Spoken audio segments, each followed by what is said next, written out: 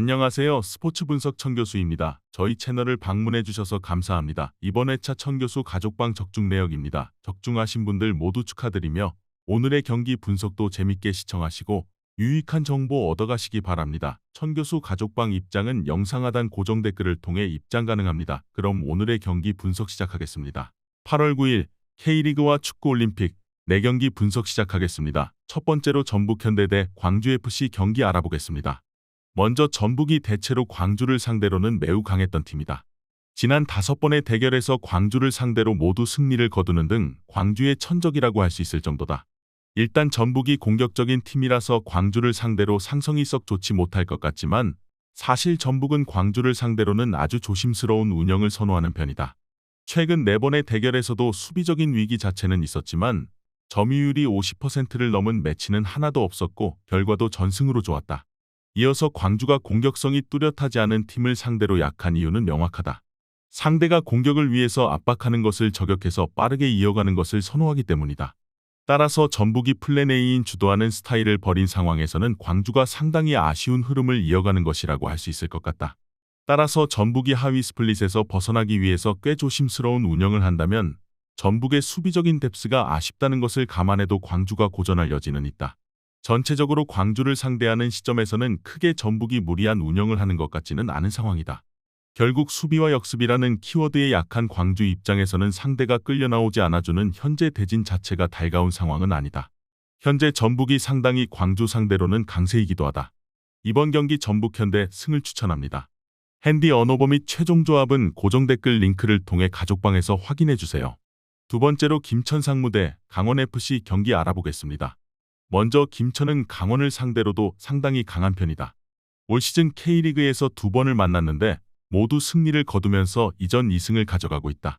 김천이 상당히 선수비와 후역습 성향에 강한 편이라서 공격적으로 나서는 강원을 카운터 치는 것에 집중하는 양상이다. 지난 3대2 승리에서도 41%만 점유율을 가져가고도 승리를 기록한 바 있었다. 물론 강원이 먼저 골을 넣으면 정정용 감독도 승부수를 빠르게 띄워 생각보다는 난전이 될 가능성이 없지는 않겠다. 이어서 강원은 양민혁이 없어도 이상원 등 공격적으로 기여할 수 있는 선수들이 여전히 많은 편이다. 문제라면 강원의 수비력, 특히 후반 집중력이 기복이 심할 수 있다는 것이다. 올 시즌 전반 실점률은 2경기 당 1골에 미달하지만 후반 실점은 경기 당 1골씩을 허용하고 있다. 압박을 상당히 강하게 거는 것을 선호하는 편이라서 강원의 에너지 레벨이 많이 떨어질 가능성이 높은 것은 사실이기도 하다. 대체적으로 수비와 역습에 강한 김천이 강원을 잘 상대하는 편이었다는 것을 감안해야 한다. 물론 강원이 공격적인 모습에서의 성과 이후에는 정정용 감독도 라인을 올리면서 꽤 난전 상황을 유도할 가능성이 있어 보이는데 그래도 강원이 후반전에 약할 가능성이 높다는 점은 명백하다. 이번 경기 김천 상무 승을 추천합니다.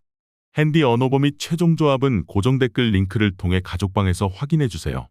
경기 분석 잘 보고 오셨나요? 다음 경기 분석 보시기 전에 천교수 가족방 입장하시는 법 안내해드리도록 하겠습니다. 첫 번째로 영상 하단 댓글을 클릭해주세요. 두 번째로 링크를 클릭하신 후 세 번째로 채팅 참여하기 클릭하셔서 문의 주시고 답장 기다려주시면 됩니다. 남은 영상 유익한 정보 얻어가시길 바라며 이어서 다음 경기 분석 시작하겠습니다. 세 번째로 스페인 대 독일 경기 알아보겠습니다. 먼저 스페인은 지난 경기에서는 역시 수비가 발목을 잡았던 모습이었다. 박스 안에서의 자책골 등 의외로 수비가 박스 내에서 안정감을 보여주지 못한 것이 결국 사고로 이어지고 말았다. 물론 3명의 미드필더를 바탕으로 공격적으로 몰아치면서 무력한 모습을 보여준 것까지는 아니지만 결국 스페인이 가지고 있는 공격력에 비해서는 수비력에 대한 리스크가 꽤 있는 상황이라고 할 수 있다. 이어서 독일의 경우에는 조별리그에 비해서 토너먼트에서의 득점력이 잘 올라오는 모습은 아니었다. 브란트나 뷰리 여전히 좋은 평점을 받고는 있지만 아직 토너먼트에서의 포인트는 없는 상태. 특히 이 때문에 토너먼트에서 2연속으로 연장 혈투를 치러버리면서 압박을 강조하는 독일이 체력적으로도 상당히 흐름이 좋지 않을 것으로 보는 것도 합당하다. 특히 4-4-2 투볼란치를 구성하는 팀 특성상 3미드필더에는 약하다. 전체적으로 독일이 토너먼트에서의 득점력 부진이 눈에 띄고 있는 상황이다. 결국 스페인이 3명의 미드필더를 바탕으로 수적인 우위를 중원에서 잡고 몰아치는 것을 가닥을 잡을 수 있을 것으로 보고 있다. 물론 스페인 역시 대체적으로 수비가 아주 안정적인 구성은 아니라고 보는 것이 옳다. 중원의 힘으로 스페인이 우세할 것으로 보인다. 이번 경기 스페인 승을 추천합니다. 핸디 언오버 및 최종 조합은 고정 댓글 링크를 통해 가족방에서 확인해 주세요.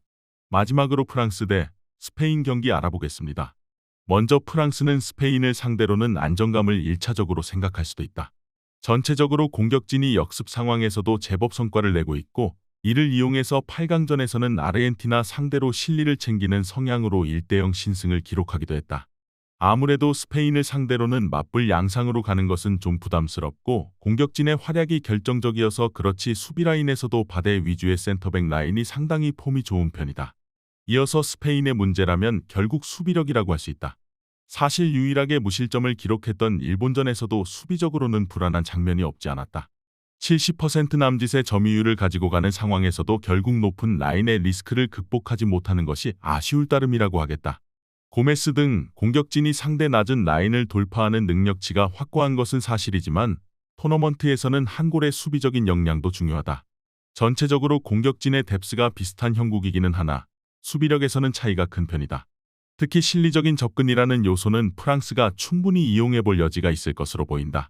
대체로 스페인이 주도하는 상황에서도 수비적인 난조는 꾸준히 이어지고 있는 것이 사실이기도 하다. 이번 경기 프랑스 승을 추천합니다. 핸디 언오버 및 최종 조합은 고정 댓글 링크를 통해 가족방에서 확인해 주세요.